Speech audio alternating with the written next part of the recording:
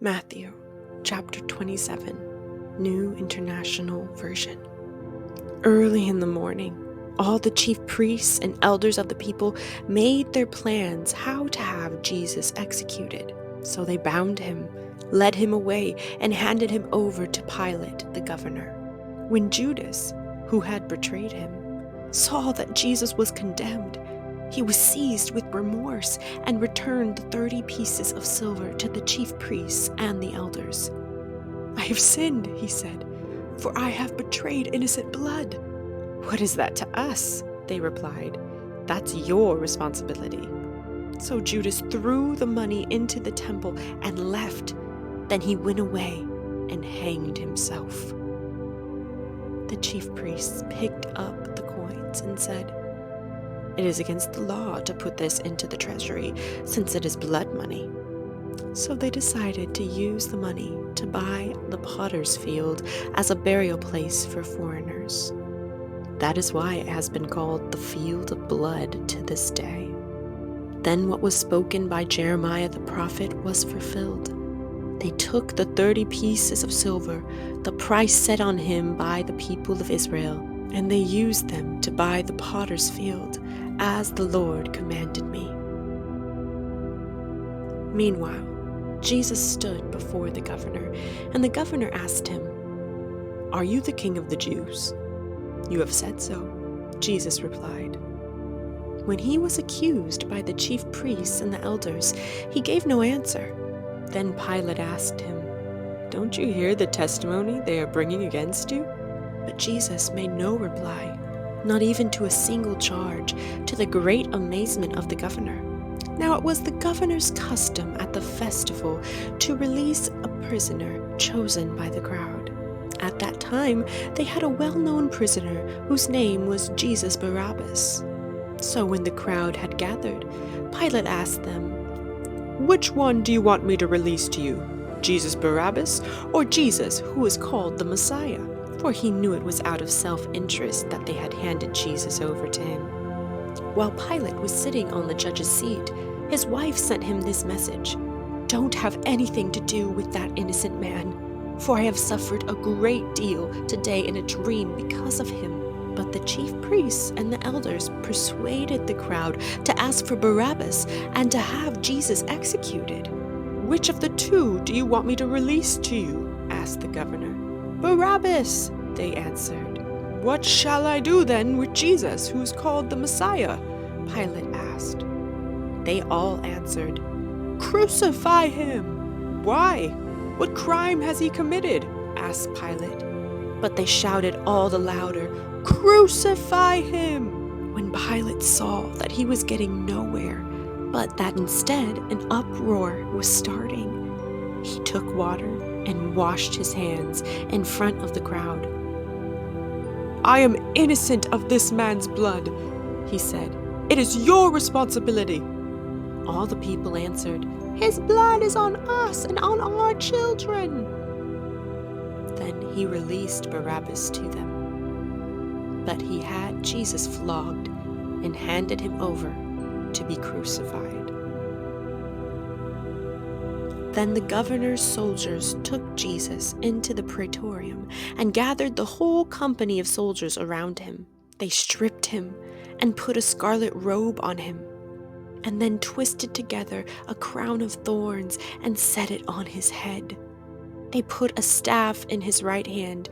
Then they knelt in front of him and mocked him. "Hail, King of the Jews!" they said. They spit on him and took the staff and struck him on the head again and again. After they had mocked him, they took off the robe and put his own clothes on him. Then they led him away to crucify him. As they were going out, they met a man from Cyrene named Simon, and they forced him to carry the cross. They came to a place called Golgotha, which means the place of the skull. There they offered Jesus wine to drink, mixed with gall, but after tasting it, he refused to drink it. When they had crucified him, they divided up his clothes by casting lots, and sitting down, they kept watch over him there. Above his head, they placed the written charge against him. "This is Jesus, the King of the Jews." 2 rebels were crucified with him, one on his right and one on his left. Those who passed by hurled insults at him, shaking their heads and saying, "You who are going to destroy the temple and build it in 3 days, save yourself!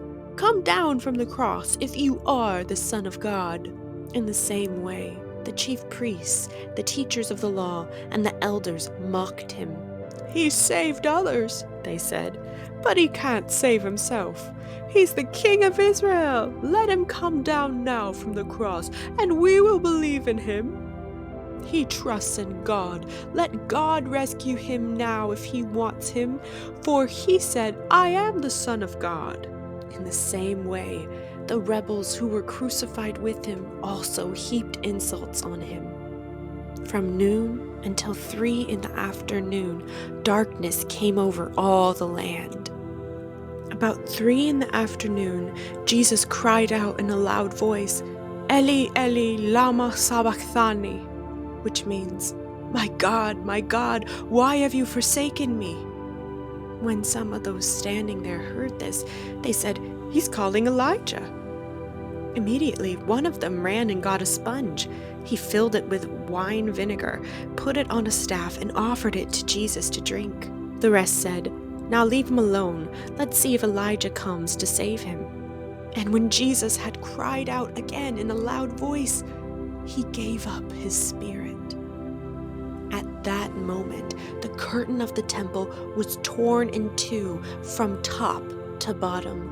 The earth shook, the rocks split, and the tombs broke open. The bodies of many holy people who had died were raised to life. They came out of the tombs after Jesus' resurrection and went into the holy city and appeared to many people.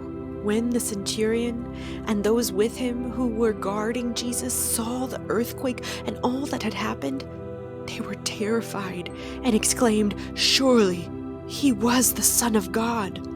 Many women were there, watching from a distance. They had followed Jesus from Galilee to care for his needs. Among them were Mary Magdalene, Mary the mother of James and Joseph, and the mother of Zebedee's sons. As evening approached, there came a rich man from Arimathea named Joseph, who had himself become a disciple of Jesus. Going to Pilate, he asked for Jesus' body, and Pilate ordered that it be given to him. Joseph took the body, wrapped it in a clean linen cloth, and placed it in his own new tomb that he had cut out of the rock. He rolled a big stone in front of the entrance to the tomb and went away. Mary Magdalene and the other Mary were sitting there opposite the tomb. The next day, the one after Preparation Day, the chief priests and the Pharisees went to Pilate. "Sir," they said, "we remember that while he was still alive, that deceiver said, 'After 3 days I will rise again.' So give the order for the tomb to be made secure until the 3rd day. Otherwise his disciples may come and steal the body and tell the people that he has been raised from the dead. That last deception will be worse than the first." "Take a guard," Pilate answered. "Go make the tomb as secure as you know how."